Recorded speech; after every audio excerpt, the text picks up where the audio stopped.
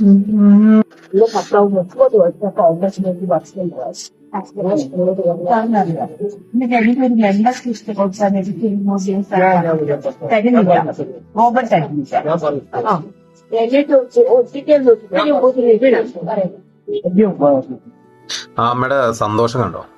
C എമ്മിന് നേരിട്ട് കൊടുത്തതിന്റെ ഒരു ഉള്ളിൽ നിന്ന് തട്ടുന്ന ഒരു ദീർഘനിശ്വാസമാണത്.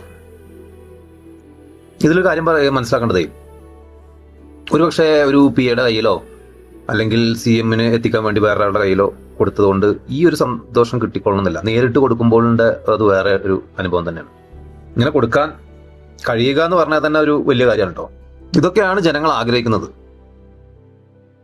ജനങ്ങളോട് കൊടുത്ത വാഗ്ദാനങ്ങൾ പാലിക്കുകയും